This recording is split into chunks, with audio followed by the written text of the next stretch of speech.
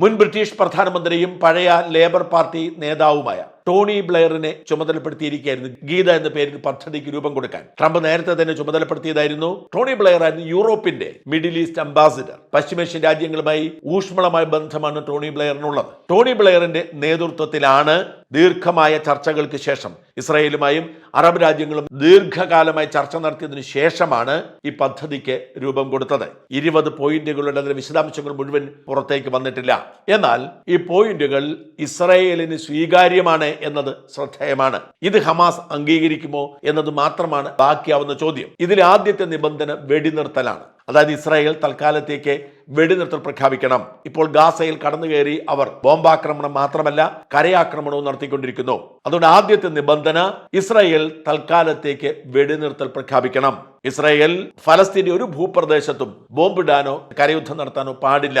ആദ്യത്തെ നിബന്ധന അതാണ്. രണ്ടാമത്തെ നിബന്ധന ഹോസ്റ്റേജ് റിലീസാണ്. 48 തടവുകാർ കൂടി ഇപ്പോഴും ഹമാസിന്റെ കൈവശമുണ്ട്. ഹമാസിന്റെ കൈവശം മാത്രമല്ല ഫലസ്തീൻ ജിഹാദ് അടക്കമുള്ള സംഘടനകളുടെ കൈവശമായി 48 തടവുകാർ കൂടിയുണ്ട്. ഇതിൽ 20 പേർ ജീവിച്ചിരിക്കുന്നെന്നും 28 പേർ കൊല്ലപ്പെട്ടിരിക്കുന്നു. അവരുടെ ശവശരീരമാണ് സൂക്ഷിച്ചിരിക്കുന്നത് എന്നുമാണ് ഇസ്രായേലിന്റെ പോലും നിഗമനം. അതെന്തുമാവട്ടെ, ഈ 28 മൃതദേഹങ്ങളും 20 ജീവിച്ചിരിക്കുന്ന മനുഷ്യരെയും വിട്ടയക്കണം. ഒരു കാര്യം ശ്രദ്ധിക്കണം, ഇവിടെ പടിപടിയായി ആണ് പലപ്പോഴും വിട്ടയക്കൽ നടക്കുന്നത്. കുറച്ചുപേരെ ഹമാസ് വിട്ടയക്കും, പിന്നാലെ ഇസ്രായേൽ കുറച്ചുപേരെ വിട്ടയക്കും, ഇടയ്ക്ക് വെച്ച് ഈ ചർച്ച അവസാനിക്കും, കുറച്ചുപേർ ബാക്കിയാവും. ഈ തടവുകാർ മാത്രമാണ് ഹമാസിന്റെ ബലം. അതുകൊണ്ട് വെടിനിർത്തൽ പ്രഖ്യാപിച്ചാൽ അടിയന്തരമായി ഹമാസ് അവരുടെ കൈവശമുള്ള 48 പേരെയും വിട്ടയക്കണം. മൃതദേഹമെങ്കിൽ മൃതദേഹം, ജീവിച്ചിരിക്കുന്നെങ്കിൽ ജീവിച്ചിരിക്കുന്ന 48 പേരെയും വിട്ടയക്കണം. ഇതാണ് രണ്ടാമത്തെ കണ്ടീഷൻ. അങ്ങനെ വിട്ടയക്കുമ്പോൾ ഇസ്രായേലും വിട്ടയക്കണം കുറെ അധികം ആളുകളെ. വെടിനിർത്തൽ പ്രഖ്യാപിച്ചു കഴിഞ്ഞാൽ 72 മണിക്കൂറാണ് ഹമാസിന് കിട്ടുന്നത്. പിന്നെ 48 മണിക്കൂർ ഇസ്രായേലിന് കൊടുക്കും. അവർ വിട്ടയക്കേണ്ടത്